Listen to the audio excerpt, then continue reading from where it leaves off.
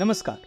आप सभी का स्वागत है हमारे इस चैनल में, जहां हम अपने ब्रह्मांड को जानते हैं और उसके रहस्यों को खोजते हैं। आज मुझे आप सभी के साथ कुछ वास्तविकता और ज्ञान साझा करने का बहुत उत्साह है। हम भारतीय वेदों में बताए गए युगों के रहस्यों की यात्रा पर निकल रहे हैं, तो तैयार हो जाइए, क्योंकि ये सफर बड़ा मजेदार होने वाला है। तो हमारी यात्रा शुरू होती है सतयुग से, जिसे स्वर्णिम युग भी कहा जाता है।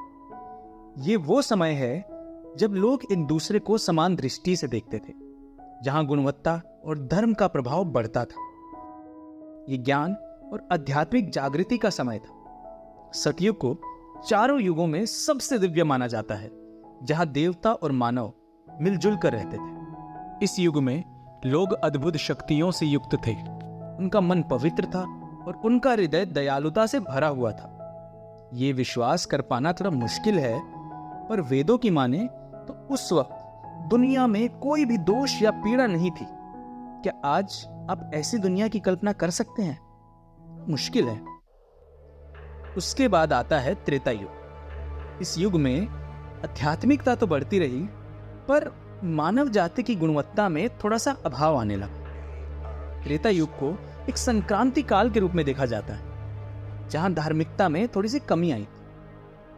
इस युग में कई महान ऋषि और उच्च राजा हुए हैं, जिन्होंने नीति का पालन करने के लिए कई महान कार्य किए, जैसे कि भगवान राम, जो धर्म और साहस की भूमिका को अभिव्यक्त करते थे, इसी युग का हिस्सा है।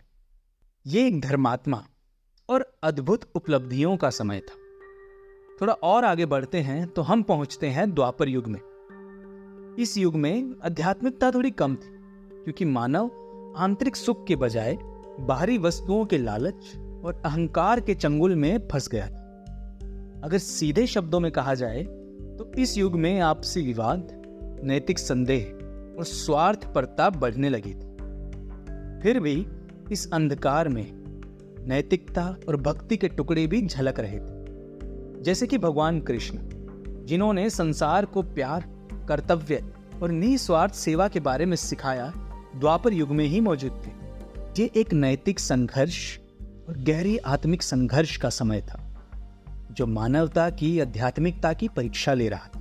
और अंत में हम पहुंचते हैं अंधकार की युग में, यानी कि कलयुग में, जहां हम वर्तमान में खड़े हैं। इसे विनाश का युग भी कहा जाता है, जहां आध्यात्मिकता अपने सबसे नीचे स्तर पर पहुंच गई है। इस युग में अज्ञान, लोभ और नैतिकता का साम्राज्य है।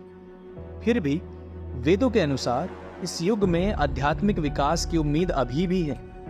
ये एक ऐसा समय है जहां हमें नैतिकता को बनाए रखने और आंतरिक परिवर्तन की तलाश जारी रखने की कोशिश करते रहना चाहिए। कलयुग हमें हमारे मूल्यों को पकड़े रखने और खुद को और समाज को सुधार की ओर काम करने की महत्वाकांक्षा कराती। तो हमें इस उम्मीद की डोरी को थामे रखकर अपने आध्यात्मिक सफर पर आगे बढ़ते रहना चाहिए। तो आज की वीडियो में इतना ही। उम्मीद करता हूँ जितना मुझे ये सब बताने में मज़ा आया, उतना ही आपको ये सब जानने में भी मज़ा आया होगा।